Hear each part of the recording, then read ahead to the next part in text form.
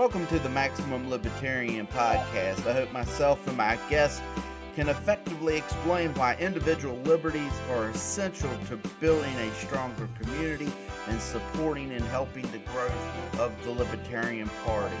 So please go over to MaximumLibertarian.com to discover all the ways you can help grow this podcast. Now on with the show. Hello, everybody. This is Brian from Libertarian.com. I welcome you today here on Podbean Live. I just wanted to do this because I know I've said this before, and this will be the last time that I say it. This Sunday will begin the metrics that I'm setting for this podcast. Is it worth doing? You don't want to throw your fiat currency down a black hole, and you could instead buy, Bitcoin or gold or something that don't lose value. Now, as much as I do enjoy doing this podcast, sometimes, it becomes a struggle. But that's okay. I'm looking to have some guests on here very, very soon. I'm going to have that set up. But I know that's inside baseball, stuff that you probably don't really care if you hear or don't hear, but that's okay. Yes, this Sunday we'll start, and I'll have a plan. It'll be on MaximumLibertarian.com. You will see daily videos. And then you will have one full podcast each week. And if by a certain time, see the metrics, as long as it's growing, I'll continue on. Because as you see here, what is going on with my Libertarian affiliate? Ladies and gentlemen, I am a member of the Libertarian Party. I'm also a member of a lot of different veteran organizations. American Legion, AMVETS, VFW, DAV, Subvets. And each one of these civic groups, okay, it's very hard. They're dying in the aspect of they need to set metrics. They need to make decisions. The American Legion that I'm a member of back before I got there used to have bingo, and they had $1 million budgets. During this time, people spent the money like drunken sailors. They did not set up for the future. They did not make adjustments, because just like with the Libertarian Party, you've got to change and adapt to recruit new members. These folks, I'm going to use all of them. So, never changed. How do you get new members? Now, with the American Legion and the other organizations, like I said, they ran bingo. They had $1 million budgets. But because they were spending the money so fast and not replacing it. See, I just heard a great statement from Tim Pool. And his statement was, if you keep an eye on the coins, the dollars will be okay.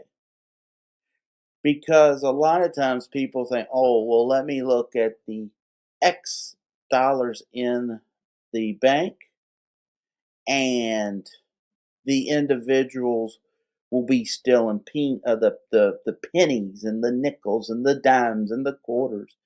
And that slowly erodes what you have built. What's happened now because you don't have a metric system.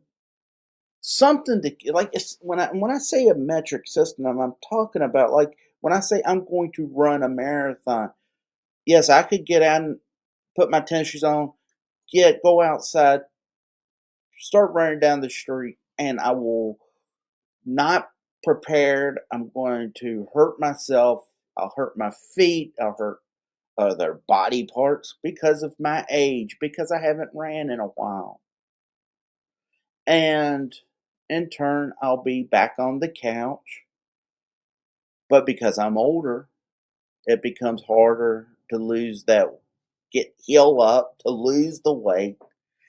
And that's what it feels like right now is these organizations are older.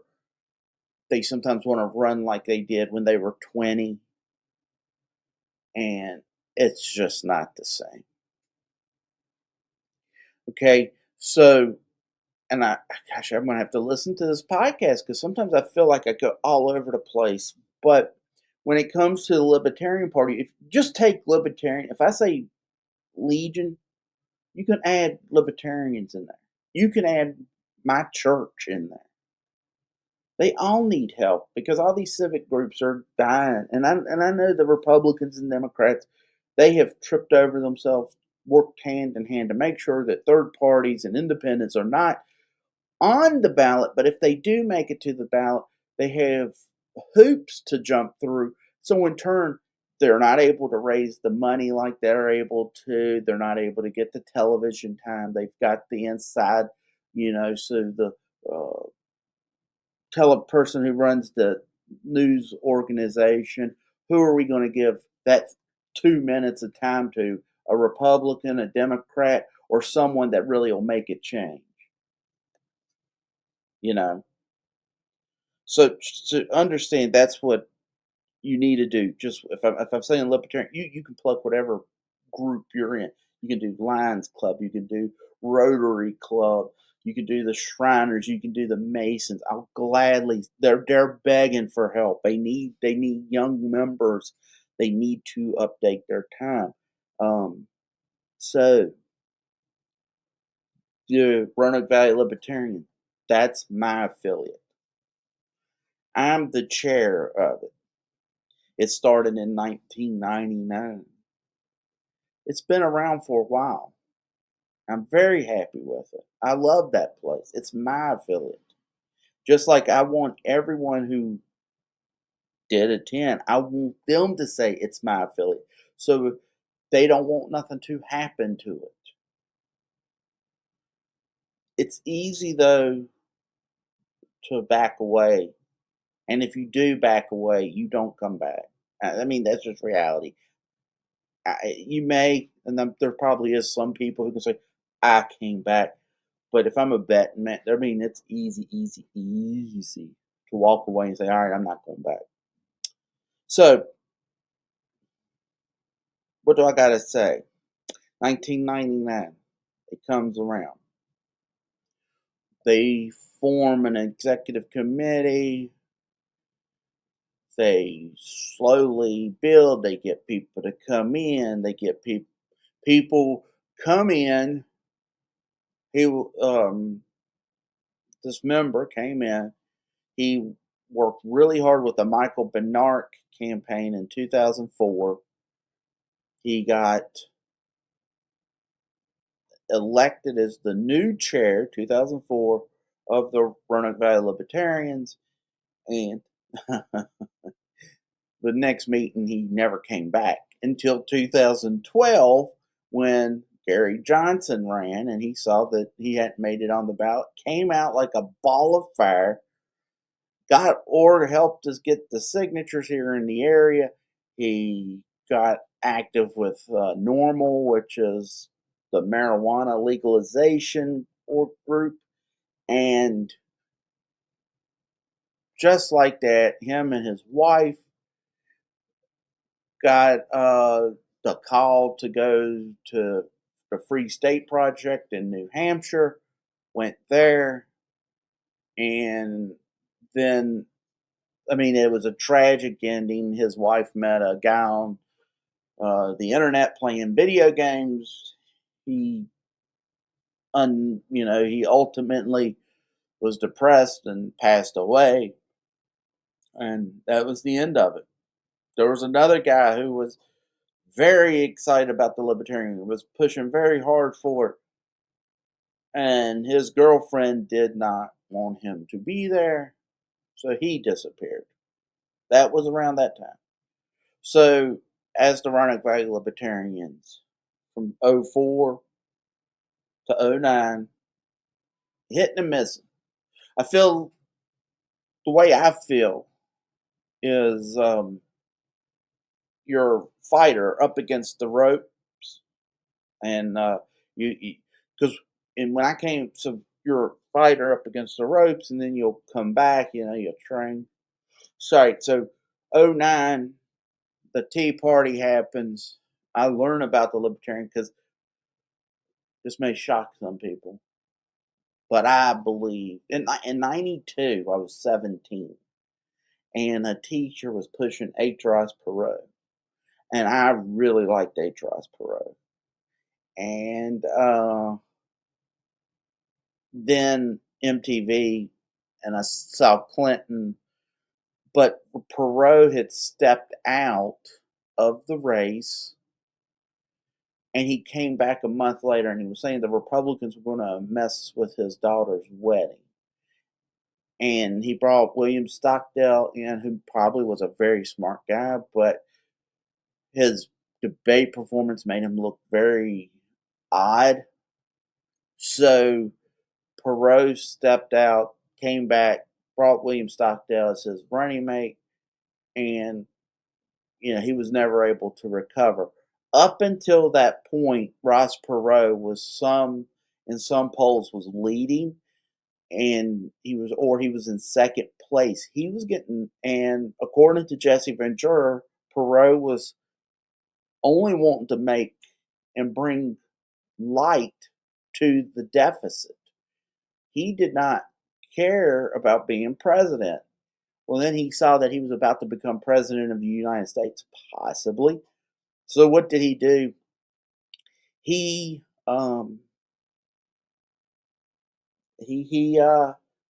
jumped out, and then he came back. He took the momentum away.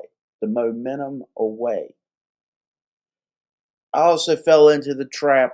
Like I said, blink. I was a Democrat. I just how long I was a Democrat. Because I saw George Bush. He didn't know how much a gallon of milk was, and it was like, how does the president not know what a gallon of milk is? He's not like us, the common man. Well, in reality, George Bush been vice president for 8 years and president for 4, so it wasn't like he rolls out of bed and goes down to the local supermarket and becomes gets his little, he does the shopping. He has other people because of the position he was in. But I was that guy that was, oh, how dare George Bush not do it? Okay, so now let's move on. The So I was a Republican after that, and I would also say you can't vote third party, you can't vote independent because we can't let them evil Democrats win. So even though I liked Ross Perot, I gave my vote to Bob Dole, which was just taking a lamb to to be slaughtered. And then after I got out of the Navy in 2006, I got out of the Navy. I was still a Republican, but I was just standing there with them. I really didn't feel it because the foreign policy was horrible. I was there, obviously during 9/11, and I saw the way that they did things, and then you start looking at the foreign policy and you start scratching your head, and then you start really analyzing the Patriot Act, and then you really start going, hey, wait a second, was this what I was defending? All right, so I learned about the Libertarian Party in '09. I go to the Roanoke Valley Libertarian meeting, and they would meet to meet. And I was lucky enough, there was another individual that shows up at around the same time. She became the chair, but we had a member there that was uh, already the treasurer. And he was a good guy. He's very good, but he'll collect signatures. He goes out, he does the what needs to be done. But if you're doing it by yourself, you're not going to rush out there. I get that. But if there's other people helping out, he goes out and helps. Um, but from 2010, I would say, to about 2017 was excellent. Up till the 2020. Now, 17 to me was about 2017, 2018 was where I felt like it started to go a little sideways. Stuff started to feel different. And 2020, of course, COVID hits, that slide tackles, the members coming out, getting new members. So we used to average anywhere from 8 to 15 members. If we had a bad meeting, we'd have like 6 people show up. But we were typically 8 to 12 strong, 8 to 15 at a minimum, and um, so then here recently, 2022 takes place. So we go through the COVID. And I told him, I said, if we ever did COVID again, I would never, ever, I would resign as the chair because doing the Zoom meeting was silly. I mean, I understand it, but we're local. We can meet. I'd rather meet in a park. Bring packed lunch. I don't care. Um, so as time has worn on, so we get to 2022. Now we start to falter. Now we have issues with inside the Libertarian Party too. So you have the Reno Reset, you have the Mises Caucus, all that good stuff was going down, and it was making the ground shaky. As I already said, 2017, I felt like we started to lose a little bit of the back end, and I felt like it was starting to go a little sideways. But now 2022, and now we've got this left side of the Libertarian Party fighting with the right side of the Libertarian Party. And what some of the stuff that the Mises Caucus did, you want me to tell you why the Mises Caucus jumped in and was able to succeed in doing the Reno Reset and all that good stuff? Is I worked for 10 years. So it's been 2022. So that's 12 years now I'm being a libertarian. And they had never got their act together.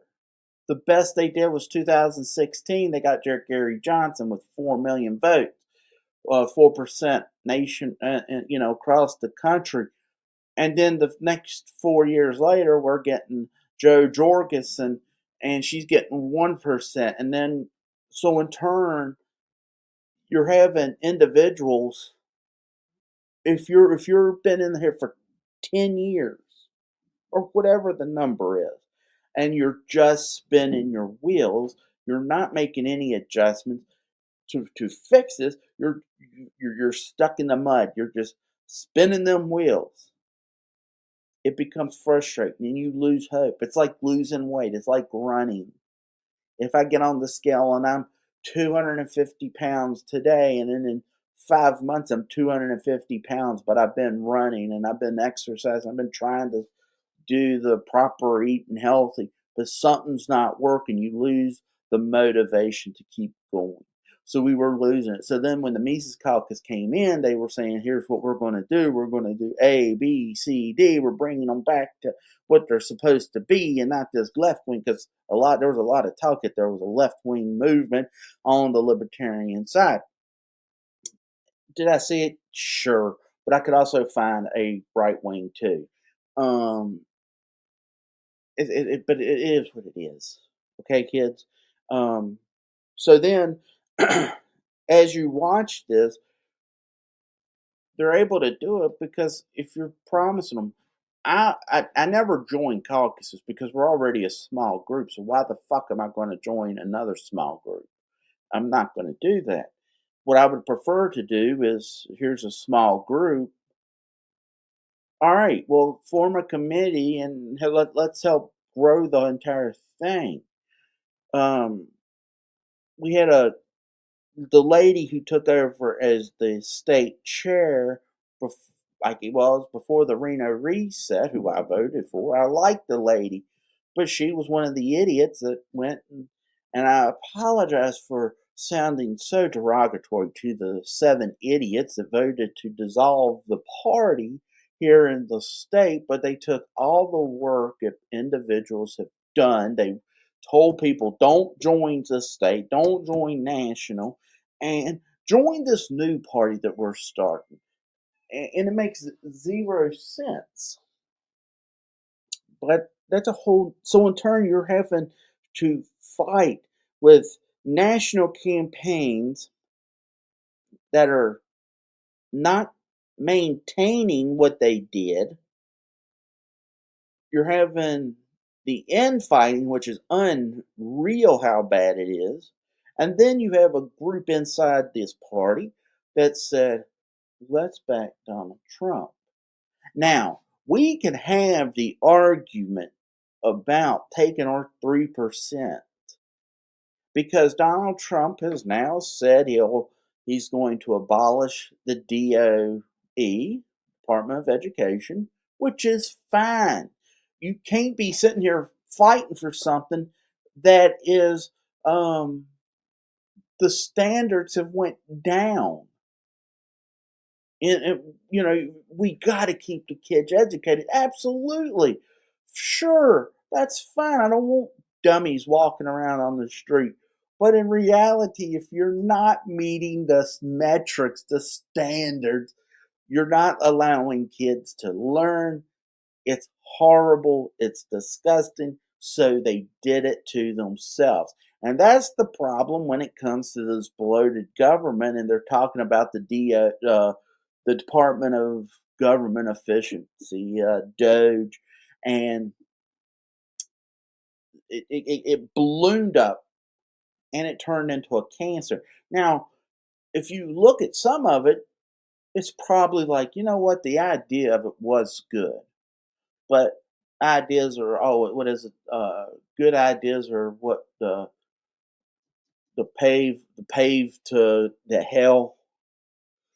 Good intentions is the road to hell or something. I wish I could remember properly. Um, but yeah, that's the thing. These individuals did this. They allowed it to balloon up. It became very bad. So now it's a cancerous part. So you can't. So you want to dig out that cancer, but if you do, it's almost like a melanoma. It will grow in roots. It will start spreading. It grows. So in turn, the only option you have is to kill it, and that's it. So you can make the argument with what their idea was because they brought Donald Trump in. They're supporting Donald Trump. And they said, well, we're going to use our 3%. He freed Ross Ulbricht. He gave him a full pardon. He, shut down the Department of Education. But let's be honest, he just bombed Yemen. He's continuing the wars in Israel and then with Iran and all this other good stuff. We need to get out of wars. Okay, and the Libertarian Party is the only party that can do that. The what else do I want to say about this stuff? So when I really look at it, it's like, so this past Wednesday we had a meeting, And I'm like, for the past X months, we have started to lose. We've started to uh, not get nobody to come in. I was like, what's the deal here? I don't understand what exactly this what we're doing. We're not saying anything different, and um, we're not doing anything different, and it's making you go like, what exactly did we do? Well, the only thing that we did that you can say that we did was, that's right, my friends. It the only thing that we've done different is nothing. But the only thing it has changed is the arrival of Donald Trump. Because Donald Trump shows up, guess what? We're unable to now you got the media that's fighting him. You've got the you've got the media that's fighting. And they're telling you how he's Satan incarnate for whatever reason. People are believing it. And this is like, it's mind numbing. And now it's becoming to get on to us. And it's really frustrating. It makes me sad um, to say that. But the only thing that I can see that we've done is we haven't done nothing. The only thing that has changed to lower our attendance is Donald Trump. So now we must figure out, how do we make the adjustments? How do we pivot to bring new members on? We got Bernie Sanders and AOC running around. They're bringing in massive crowds, bringing in socialism. Now they're going to tell you, we're fighting for you, the working man. They're not fighting for you. They want government control. With government control, what's going to happen?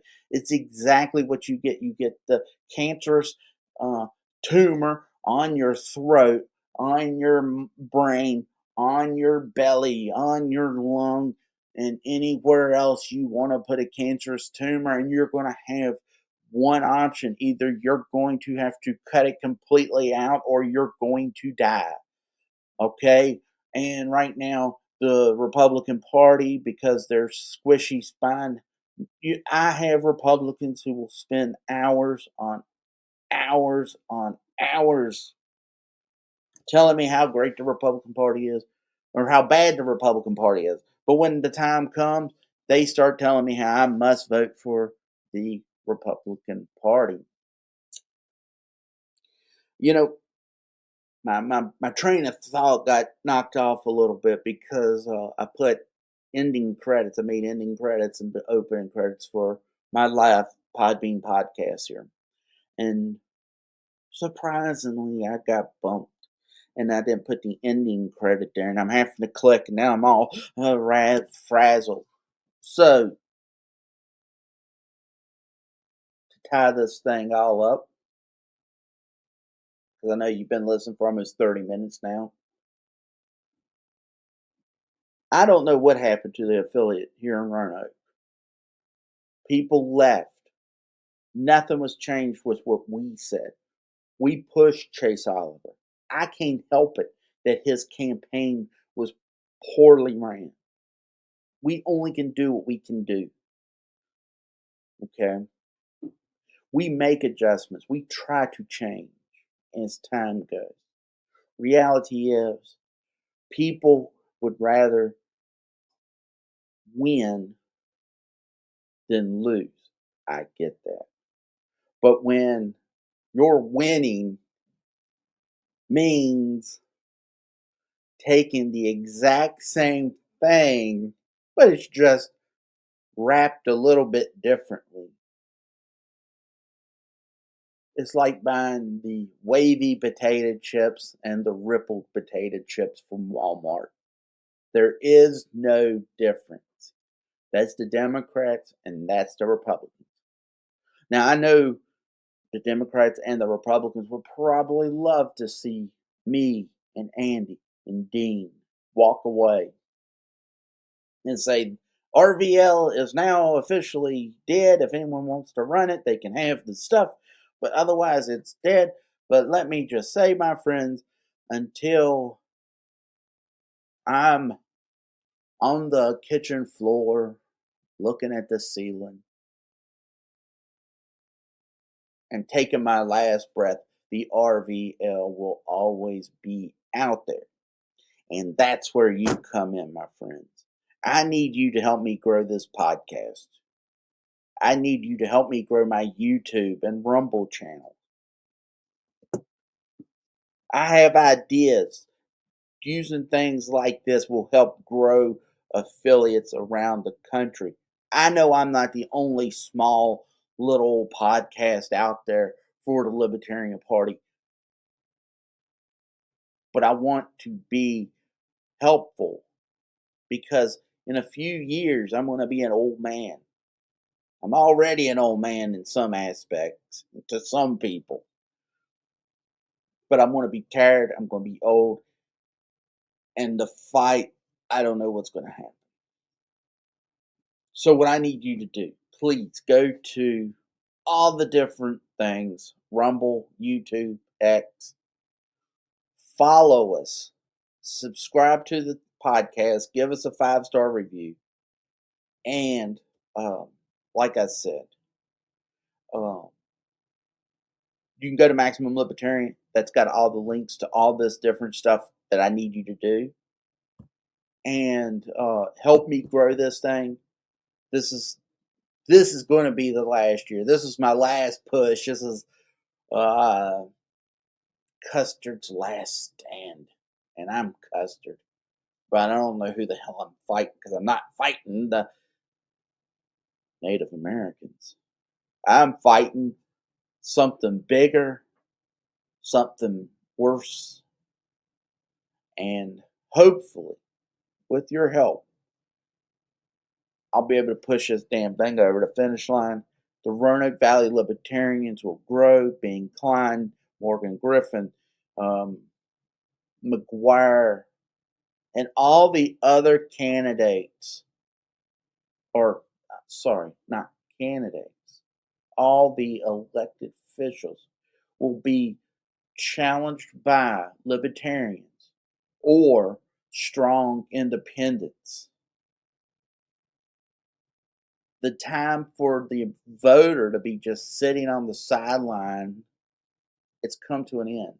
It's either you want the country to succeed or you want it to fail. That's up to you. So, my friends, that's the end of the show. Let's get to the ending credits. And I will see you this upcoming Sunday. Once again, right here on Podbean Live for a thrilling and excellent podcast.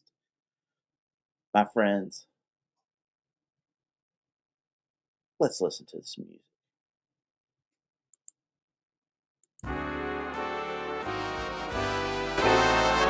Thank you for listening to the Maximum Libertarian podcast.